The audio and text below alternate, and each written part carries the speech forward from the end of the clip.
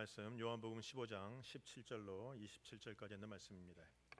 한 절씩 저와 교독하도록 합니다. 요한복음 15장 17절로 27절까지 있는 말씀을 한 절씩 교독합니다. 내가 이것을 너희에게 명함은 너희로 서로 사랑하게 하려 함이라.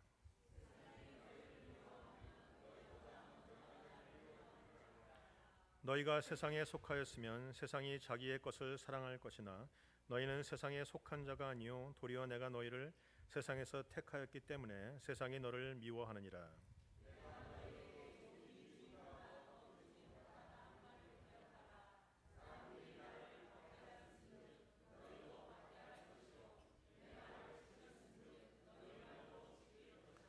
그러나 사람들이 내 이름으로 말미암아 이 모든 일을 너희에게 하리니 이는 나를 보내신 이를 알지 못함이라.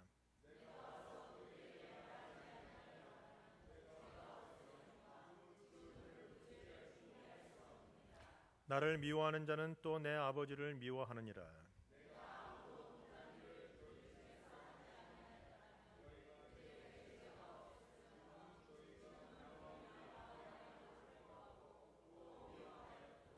그러나 이는 그들의 율법에 기록된 바 그들의 이유 없이 나를 미워하였다 한 말을 응하게 하려 함이라.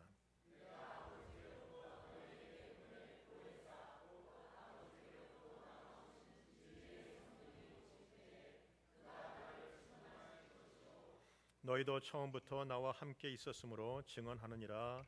아멘. 우리 요한복음 강해 지금 15장을 저희가 하고 있습니다. 요한복음 강해 중에서 오늘은 세상과 다르기에라는 제목으로 하나님 말씀 함께 나누도록 합니다. 우리가 어렸을 때 읽었던 이솝우화, 우리 참 재밌게 보았던 것인데요. 이솝우화에 보면 박쥐 이야기가 생각이 납니다. 거기에 보면 날짐승의 나라와 들짐승의 나라가 두 나라가 전쟁이 일어나고 날기도 하고 땅을 기기도 할 수 있는 우리 박쥐는 그 순간에 자기의 머리와 자기의 모든 것을 동원해서 자기의 유익을 구합니다. 그래서 날짐승 나라가 이길 때가 됐을 때는 자기가 날개를 피고 날아가서 날짐승처럼 하고 다니고, 들짐승 나라가 이기게 되었을 때는 이건 좀 이따가요. 들짐승 나라가 이기게 될 때는 그가 저걸 피고 하나님 앞에 나가서 들짐승 나라를 갖다가 하고 있는 것을 볼 수 있습니다. 그러나 양쪽 나라에 속하지 못했던 그 사람은, 그 박쥐는 결국은 쫓겨나서 모든 것을 잃어버리고 슬피 울었다라는 대목이 이솝우화에 나오는 것입니다. 어찌 보면 성도가 그렇습니다. 우리는 양쪽 나라를 살고 있는 사람과도 비유할 수도 있습니다. 그래서 바울은 빌립보서 1장 1절에 빌립보 교인들에게 편지하기를 그리스도 예수 안에서 빌립보에 사는 성도에게 편지한다 그랬어요. 우리가 분명히 빌립보 교인들처럼 이 땅에 주소를 놓고 살아갑니다. 이 땅에 거합니다. 그러나 이 땅에 속한 자가 아니라 우리는 그리스도 예수 안에 속한 자라는 것입니다. 이것이 성도의 실상이고 성도의 정체감이고 성도의 아이덴티티입니다. 여러분, 우리 이 땅을 살아가면서 한 가지 제가 부탁할 것은 성도라는 것을 잊지 말고 사시기를 부탁합니다. 학교에서도, 교회에서도, 가정에서도, 직장과 사업체에서도 여러분이 성도라는 것을 잊어버리시면 여러분이 모든 것을 잊는 것이, 우리는 어떤 일을 하든지 성도라는 정체감을 가지고 성도라는 그 아이덴티티를 가지고 살아가야 됩니다. 누구에게 속했는가, 무엇을 위해 사는가, 이것이 다 성도라는 그 소속감, 성도라는 정체감 속에서 오게 되는 것이라는 겁니다. 오늘 본문에 보면 성도를 얘기하는데 성도는 천국에 속한 자라라고 말하고 있습니다. 성경에 보면 아브라함도, 이삭도, 야곱도, 요셉도, 모세도, 다윗도 다 성경의 모든 사람들이 다 이 땅에 살았지만 이 땅에 속한 것이 아니라 천국에 속한 사람, 하늘에 속한 사람으로 살아온 것을 볼 수 있습니다. 저희도 마찬가지입니다. 신약을 살아가는 우리도 이 땅에 세크라멘토의 주소를 두고 살아가지만 결국 우리의 주소는, 우리의 실상은, 우리가 속한 것은 하늘이다라는 것입니다. 옆 사람에게 고백하십시다. 당신은 하늘에 속한 사람입니다. 하늘에 속했기에 이 땅의 것에 마음을 주지 않고 이 땅의 것에 의해서 좌우되지 않는다는 거예요. 여러분, 나라마다 기준이 다르고 나라마다 율법이 다르고 나라마다 문화가 다르고 다 법이 다릅니다. 한국과 미국도 얼마나 많이 다릅니까? 한국과 미국도 다를 뿐만 아니라 미국과 일본도 다르고 다 영국도 다릅니다. 어찌 보면 한국과 미국의 운전하는 것이 다르고 일본과 영국의 운전하는 게 다릅니다. 오른쪽에 운전대가 있는가 하면 왼쪽에 운전대가 있는 것이 다르지 않습니까? 또한 문화도 다릅니다. 한국과 미국에서 어른들이 말할 때 어린아이들은 어른들이 말하는 것을 유심히 그 눈을 바라보고 그가 말하는 말에 또박또박 대꾸를 해야 되는 거예요. 이게 바른 것이죠. 그런데 한국에서는 어른들이 말할 때 눈을 똑바로 쳐다보고 또박또박 대꾸하면 버릇 없는 것입니다. 그러니까 이렇게 문화가 이렇게 다르죠. 이렇게 다르죠. 미국에서는 어른들이 묻는 말에 대답을 해야 되는데 한국에서는 일일이 토를 달면 버릇없는 것이 되는 것이 바로 문화의 차이다라는 것입니다. 아니 문화라는 것은 굉장히 우리에게 중요한데 인사법도 달라요. 우리는 미국에서는 만나면 이렇게 악수를 하지만 미국 티벳이라는 곳에서는 만나면 이렇게 인사를 한다고 합니다. 보여주세요. 이렇게 붙잡고 머리를 붙잡고 눈을 째려보면서 이렇게 서로 인사하는 것이 이렇게만 인사하는 것이 아니라 또 하나 인사법도 있습니다. 한번 보여주실까요? 만날 때마다 인사법이 혀를 내미는 거라고 합니다. 서로 만나면 안녕하세요 하고 혀를 내미는데 옆 사람에게 바라보면 혀를 한번 내밀어 보실까요? 우리는 안 됩니다. 우리의 문화는 맞지 않는데 그들은 만난 가장 좋은 인사가 뭐냐면 만날 때마다 혀를 빼쩍 내밀고 인사하는 것이죠. 이 문화가 다르요. 문화가 다르고 기준이 왜 그렇습니까? 나라가 다르기 때문에 그렇습니다. 거기에 속한 백성이라는 그 내 소속감이 다르기 때문에 이 사람들은 이렇게 인사를 하고 우리는 악수를 하기도 하고 다르다는 것입니다. 여러분 산상수훈의 예수님의 그 설교를 보면 다른 기준, 다른 그 문화를 가진 사람들의 이야기가 나옵니다. 즉 우리는 이 땅에 살지만 세상과 다르기에 우리는 이 땅에 속한 그 기준 따라 살지 않아요. 그래서 산상수훈에 보면 어떤 기준이 나옵니까? 오른뺨을 때리면 왼뺨을 돌려대고 오리를 가자고 하면 십리를 가고 속옷을 달라고 하면 겉옷을 벗어줘야 돼. 여러분 이 땅을 살아가는 문화는 어떻습니까? 왜 맞고 살아 바보같이? 한 대를 맞으면 두 대는 때려줘야지. 이게 이곳의 기준이고 문화인데 천국에 속한 사람 예수 믿는 우리들의 기준은 뭔가 오른뺨을 맞으면 왼뺨을 돌려대는 것입니다. 우리는 기준이 다르고 우리는 문화가 다르고 우리는 살아가는 방법이 다르다는 거예요. 성경에서 말합니다. 팔복에 보면 의를 위하여 핍박을 받는 자는 세상의 기준으로 보면 의를 위해서 핍박을 받는 자는 불쌍한 자들이에요. 억울한 자들입니다. 그러나 성경의 기준으로 보면 의를 위해서 핍박을 받는 사람은 복 있는 사람이라고 말하고 있어요. 여러분에게도 성경의 기준, 하늘나라의 기준이 여러분의 삶의 기준이 되시길 주님의 이름으로 축원합니다. 왜 우리가 하늘의 기준으로 살아야 되는가? 주님께서 우리를 오늘 본문에 보니까 우리를 세상에서 택하여 내셨다고 합니다.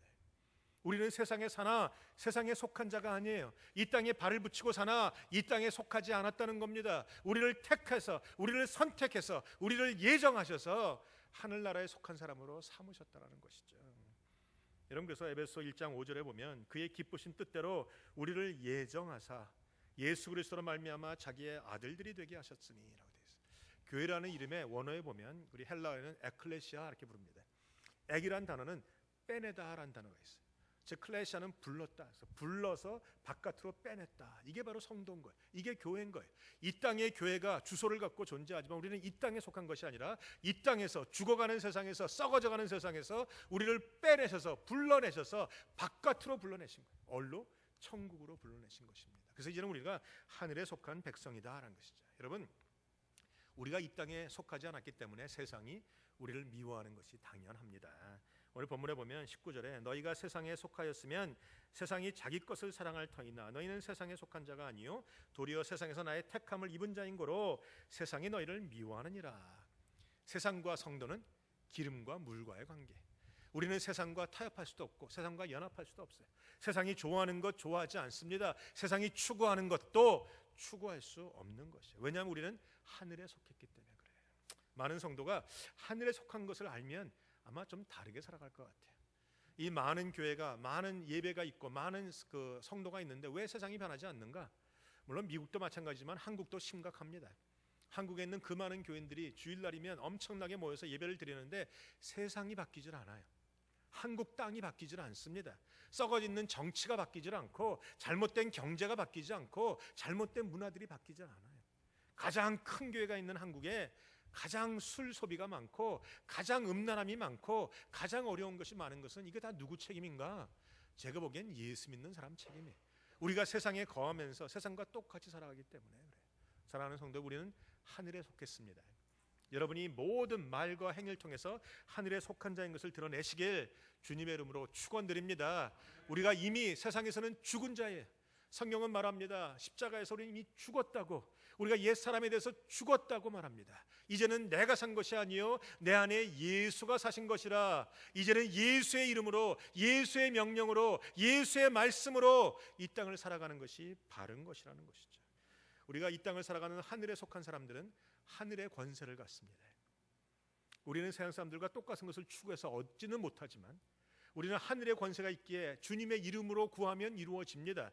주님의 권세가 우리 가운데 있습니다. 주님의 일들을 더 큰 일을 하게 됩니다. 여러분, 성경이 이것을 우리에게 말하고 증거하고 있는 것이죠. 그럼에도 불구하고 안타까운 것은 성도님들이 아직도 하늘의 것을 소유하지 않고 땅의 것들을 추구하며 살아요. 물론 땅의 것들이 우리에게 필요는 합니다. 그러나 하늘의 것을 잡은 자는 이 모든 것을 더해지는 하나님의 은혜가 있게 되리라 믿습니다. 우리는 세상에 대해서 죽었습니다. 우리는 죄에 대해서도 죽었습니다. 우리는 욕심에 대해서 죽은 것이에요. 그 대신 우리는 하늘에 대해서 살고, 생명에 대해서 살고, 의에 대해서 살고, 능력에 대해서 살고, 말씀에 대해서 살아있는 것이 우리라는 것입니다. 그래서 성경은 말하기를 골로새 3장에 위의 것을 생각하고 땅의 것을 생각하지 말라. 이는 너희가 죽었고 너희 생명이 그리스도와 함께 하나님 안에 감추었습니다. 여러분, 예수 믿으면서 세상에 있는 사람들처럼 평안할 거라는 생각은 아진해 버리시는 게 좋아요. 여러분, 주님이 이렇게 말씀하지 않으셨습니다. 내가 모든 고난을 받았으니 나를 따라오는 너희들은 그저 평안할지어다, 이렇게 말씀하신 적이 없어요. 내가 고난 받았으니 너희도 고난 받을 것이다. 그러나 고난이 임하지만 두려워하지 말고 담대라. 내가 세상을 이겼노라 그러신 거예요. 고난이 올 겁니다. 그러나 여러분, 고난 가운데 넘어지지 마십시다. 고난을 붙들고 괴로워하지도 마십시다. 고난을 도리어 즐기시면 돼요. 피할 수 없는 거라면 즐기는 게 맞는 것입니다. 여러분, 공부도 학생들이 공부할 때 내가 늘 얘기해. 피할 수 없다면 즐겨라 그래. 목회도 마찬가지. 목회가 그다지 쉽지 않습니다. 제가 글을 읽다 보니까 신문 기사에 이렇게 나왔어요. 미국에서 가장 힘든 직업 4가지가 나왔는데 그 중에 첫 번째가 대통령이에요. 힘든 직업이라 말하는 것은 이렇게 해도 저렇게 해도 욕먹는 직업, 이것이 가장 욕을 많이 먹는 직업. 첫 번째가 대통령, 두 번째가 목사입니다. 목사. 제가 그것을 보면서 그래서 내가 욕을 많이 먹는구나 라는 생각이 들었어요. 여러분, 욕을 먹는 이 목회직업 그렇게 별로 과히 하고 싶지 않은 거예요. 그러나 우리는 주님 앞에 부름 받았으니까 부르심이 있기 때문에 하죠. 어쩔 수 없이 합니다. 그러나 제가 어려울 때 어쩔 수 없이 목회를 해보니까 괴롭더라고요. 성도들의 얼굴을 보는 것도 괴롭고, 목회하는 것도 괴롭고, 설교하는 것도 괴롭고, 다 괴로웠어요. 그때 주님이 저에게 주신 생각이 뭔가, 피할 수 없다면 즐겨라 그러더라고요. 그래서 그다음부터는 즐깁니다. 누가 뭐래도 저는 목회를 즐깁니다. 즐겁게 합니다. 설교 잘하든 못하든 즐겁게 합니다. 먹는 건 여러분들이니까 상관없고 나는 그냥 즐겁게 하면 되는 것이고. 저 위에 시애틀 쪽에 큰 교회가 하나 있어요. 권준 목사님이 있는 형제교회. 그 목사님이 목회를 잘합니다. 그래서 제가 그 목사님과 좀 친구가 돼서 여러 가지 얘기를 많이 나누는데 그 목사님이 목회 잘하는 비결이 뭔가 봤더니 즐기더라고요. 누가 뭐래도 아무 소리 끄떡도 안 합니다. 자기가 하고 싶으면 반바지 입고 교회 나와서 담임 목사가 농구하고 돌아다니고 반팔 입고 돌아다니고 하고 싶으면 이것도 하고 저것도 하고. 내가 아니 그렇게 해도 괜찮아 그랬더니 아니 내가 즐거워서 하는데 억지로 하는 건 소용이 없어 그러더라고요. 맞는 말이에요. 즐겁게 하면 되는 거예요. 여러분, 노력하는 사람보다 뛰어난 자가 즐겁게 하는 자예요. 즐거움을 가지고 기쁨으로 하면 노력하는 그 누구보다도 앞설 수 있는 게 바로 그런 것이에요. 여러분, 고난도 즐겁게 받으시길 바랍니다. 고난을 피할 수 없다면 고난을 즐기시는 게 나아요. 즐기시면 하나님 고난 가운데 용기 주시고 힘 주시고 능력 주시고 보상하시고 축복하시고 결국은 이기게 하십니다.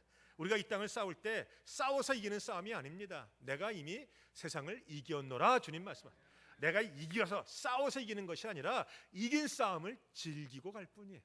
때로는요, 하다 보면 어려움도 있고 때로는 질 수도 있지만 즐기는 사람을 당해낼 재간이 없는 것이다 라는 겁니다. 여러분, 우리가 고난을 당하는데 성경에 보니까 베드로전서에 고난에 대한 분석이 나와요. 우리가 임하는 고난이 몇 가지가 있는데 첫 번째 어떤 고난이 있는가? 자기 죄 때문에 당하는 고난이 있어요. 내가 잘못해서 당하는 고난이 있어요. 어제 내가 배부르게 잔뜩 먹고 그날 새벽에 밤새도록 설사한다면 그건 자기가 당한 고난이잖아요. 그게 무슨 주님의 이름으로 당하는 고난도 아니에요.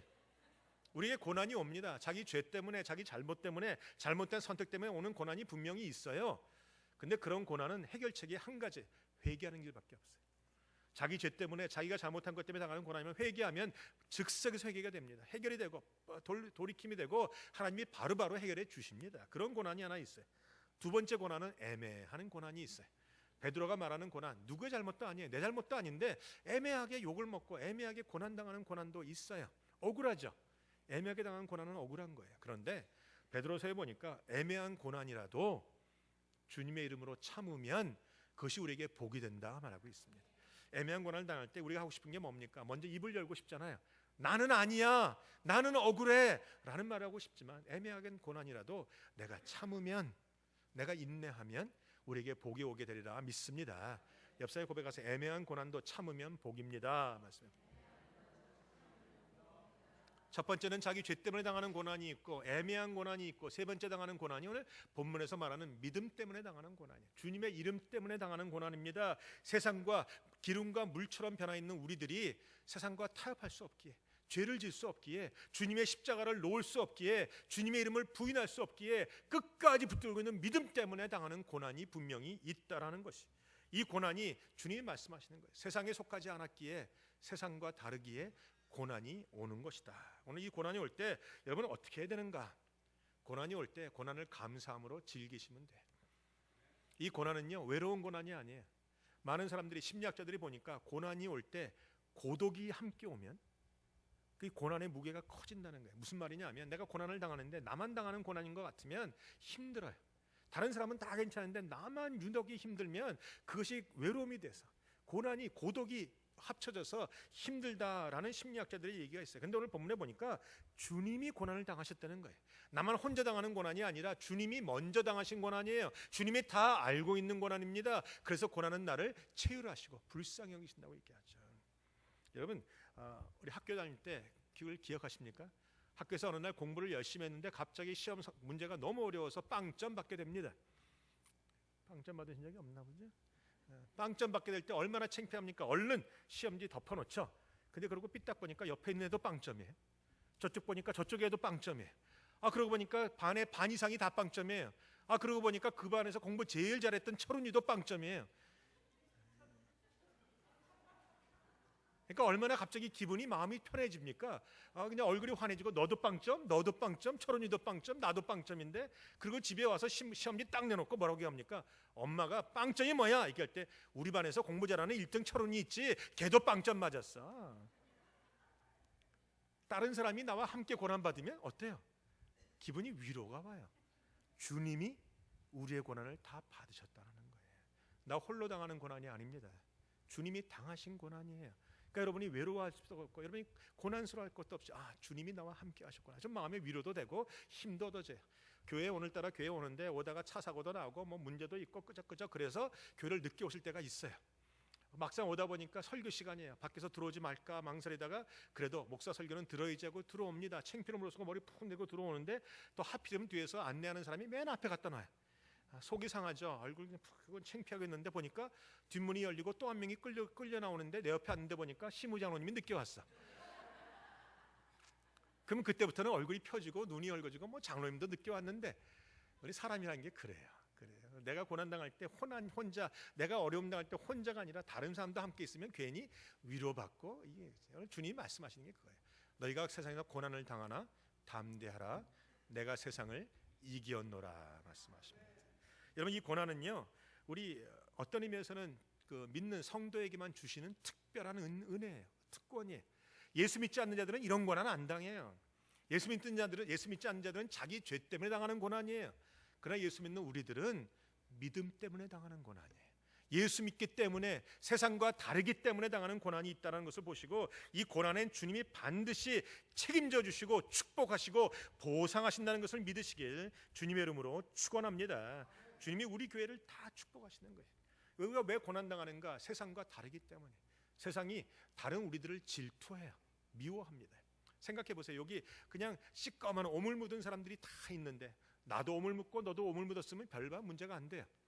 근데 오물 묻은 사람들이 우글우글 할 때 깨끗한 사람, 하얀 옷을 입고 거룩한 백성이 나타나면 괜히 기분이 나빠져요. 왜? 걔 때문에 내가 더 더러운 것처럼 보이니까. 세상이 그렇다는 거예요. 그래서 예수 믿는 사람을 질투하고 미워하고 예수 믿는 사람을 악착같이 끄집어 내리려고 해요. 여러분, 게으른 종들이 쫙 있을 때는 문제가 없어요. 근데 게으른 종들 중에 부지런한 종이 한 명만 들어오면 그때부터는 문제가 달라진다니까요. 걔가 부지런하니까 내가 더 게으른 것처럼 느껴져. 그러니까 어떻게 하든지 못 살게 구는 거죠. 이게 세상이에요. 예수 믿는 사람을 질투하고 못 살게 굽니다. 그런데 주님이 그거 알고 계시고 우리를 보호하신다는 거예요.